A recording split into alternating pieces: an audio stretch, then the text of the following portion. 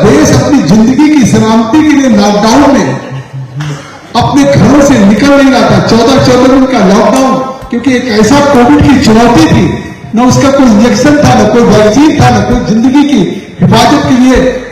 हम नहीं थे। America, England, Russia, China, Japan, जो दुनिया के सबसे विकसित राष्ट्र हैं, उनके यहां भी जिस तरह से मौत होने लगी, उनको दफनाने के लिए जगह नहीं मिल रही थी। आपने टेलीविजन पर देखा होगा इंग्लैंड के हालात, अमेरिका के हालात। उन हालात में जब लोग सड़कों पर ब्रेड बटर के लिए, रोटी के लिए सड़कों पर आंदोलन करने लगे, उस समय भी पूरी दुनिया में एक देश था, भारत, कि उस कोविड में जब पूरी दुनिया अपनी जिंदगी की रक्षा के लिए अपने घरों में कैद थी, तो भारत के लोगों की जिंदगी के लिए 2 जून के अन्न को पहुंचाने का काम केवल रेलवे मालगोदाम का श्रमिक कर रहा था। ये हकीकत है, ये सच्चाई है, ये मैं कोई कहानी बयान नहीं कर रहा हूं, मैंने अपनी आंखों से देखा है। 2 साल 2019-20 कोविड के अगस्त में पूरा ठहराव आ गया था। उस समय अगर चल रही थी 140 करोड़ के लिए, तो नरेंद्र मोदी जी के नेतृत्व में रेलवे की मालगाड़ियां चल रही थी। इसलिए कि चाहे त्रिपुरा हो, गुवाहाटी हो, और चाहे कन्याकुमारी हो, चाहे चेन्नई हो, चाहे बेंगलुरु हो, हैदराबाद हो,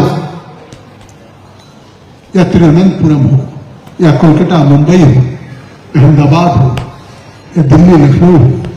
या पटना हो, अगर पंजाब का गेहूं या हरियाणा का गेहूं या पश्चिमी उत्तर प्रदेश का चावल या देश के अन्य क्षेत्रों का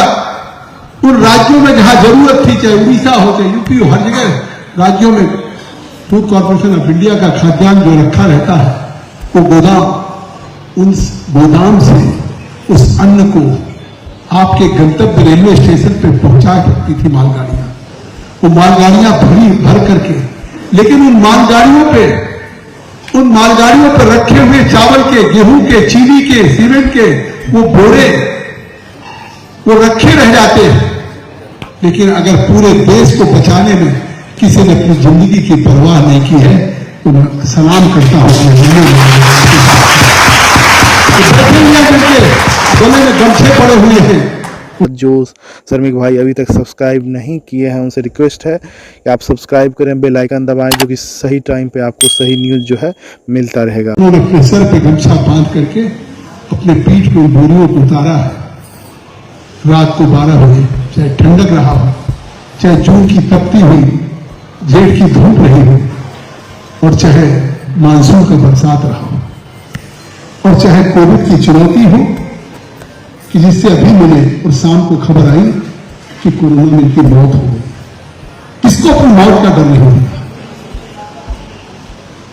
किसको जीने का मन नहीं कहता, और किसको अपनी जान बचाने की जिंदगी की सबसे श्रेष्ठ नहीं होगा। लेकिन मैं मानता हूं कि जहां लोग ये समझते हैं कि हमारा जीवन ही सबसे श्रेष्ठ है, वहां लोग श्रम गुलाम या हमारे श्रमिक माल गुलाम के इन मजदूरों ने कहा कि अगर लोगों को खाना पहुंचाने में, इस बोरे को उतारने में, कोविड में अगर हमारी मौत हो जाएगी तो भी मेरा जीवन श्रेष्ठ होगा। अगर किसी को ये मेरा कर्तव्य है, मैं एहसान नहीं कर रहा, ये मेरा दायित्व है कि लाखों कन्याकुमारी